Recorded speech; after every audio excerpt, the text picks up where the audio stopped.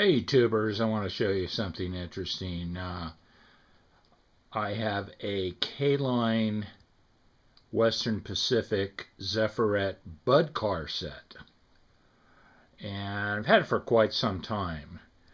And the reason I purchased this is I live a few miles from the Western Pacific Railroad. It's a fallen flag railroad. It's now run by Union Pacific on the California side. Part of the backside, as you get up into the Sierra Nevadas, is Burlington Northern. But I really like the coloring on this car. But the main reason I bought it is a reproduction of a Marx Budd car back from the old days, and they use Marx tooling to reproduce this car. You lift the camera up and you can see the roof, the vents, everything's the same. What's different primarily here on the side is, of course, the trucks are different because the K-Line used the same kind of trucks on most, or if not all, of their diesels, because their motors were mounted beneath the shell in the trucks themselves. And had this been an actual Marx, there would have been a grab handle bar that protruded outside, and this window here would not have been tinted, would have been clear. Now you see the front of the car, and the doorway is closed. On the Marx car it was open, and there were three nice little chains that went across the doorway to keep someone from falling out the back or the front of the train. And K-Line simply enclosed it and put some nice little lights and put a decal there. You'll see the horns on top. Marx and K-Line only had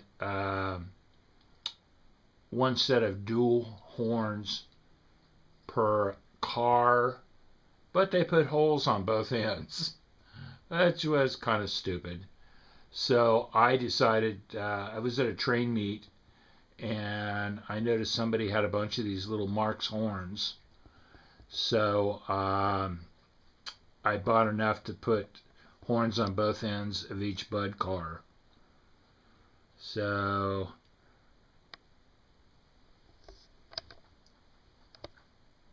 close up of the Zephyret and the feather. And of course they call this a Zephyret because they ran the California Zephyr up the Western Pacific lines, and these were just small little Budd cars, so it's like saying baby Zephyrs. And this, I don't know if they're all numbered. The car number is 26033. And here is the bottom. And you will see in the very center of the trucks, there's just a tiny little DC motor. Motors run quite well. They're very quiet. Each power car has two motors, just like the K-Line Alcos and the K-Line switchers. I found when I owned K-Line Alcos that there was a problem with them. There was wheel hop. And what I mean by wheel hop is when you applied the power, if you applied it too fast, sometimes these cars would leap right up and off the track in the front. And that's not something you want to have. Particularly, I was running blocks with 2 trains per track, and it really wasn't cool to have these things derailing And what would happen is when one train got too close to another, I had a solid state solenoid hooked up to the block, and that would shut the power down to the track. So the train would shut down. And when the train in front of it would get far enough away, you'd get power back to the track again, but you got whatever the power was when the train was running, which was probably at least 16 volts. So these things would hop. Fortunately, this K-line set and these little motors have never caused a problem for me. Acquaintance of mine from the Marx group, Steve Eastman, said he had a set that was hopping.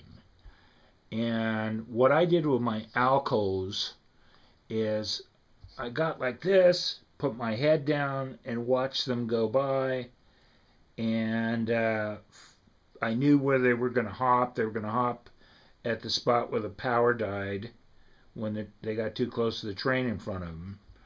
And when it did hop, I saw this coupler jump, and actually the whole front of the truck jumped, obviously. So I put some weight on top of the coupler, back behind the shell itself, right here. And that solved the problem. I actually went to my mechanic's, and I noticed he had some old tire weights on the floor. So I asked him if I could have them, and he said, yeah, I could take them. They were lead, so they were easy to cut. And I cut 1 and 2 and simply siliconed it on my inside of the shells on the front of my Alcos. That solved the problem. Also, these little motors were installed on the K-line switchers. They had a larger and a smaller size switcher. They actually used the same tooling on their smaller switcher as Marx did on their 1998.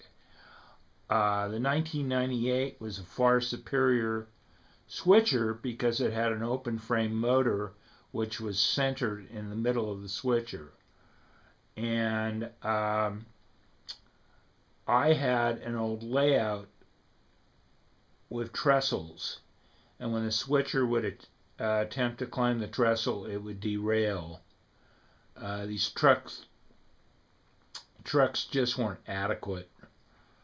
They just weren't built for climbing trestles, and the trestle was on a corner, and it was 027 track, and here this little switcher would derail every time it tried to climb the trestle. So they don't have a really high opinion of K-Line's locomotives and their motors and their trucks.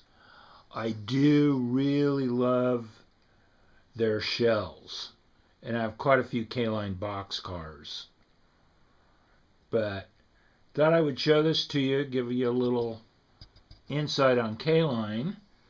And so if you do already own a K-Line and it is hopping the track, derailing, just put a weight up here on top of the coupler. Use some silicone, I guess they call it, glue, so you can remove it if you wish. You basically just have to grab it hard and twist it around a little and it'll come loose. But it won't fall off either because it always remains pliable.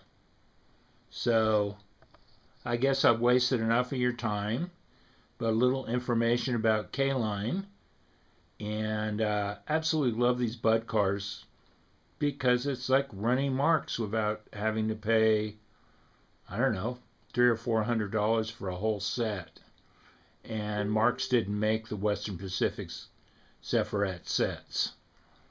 So I'm basically interested in the West Coast trains since I'm in California.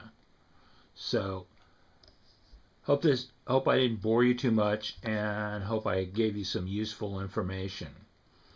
Okay, bye-bye.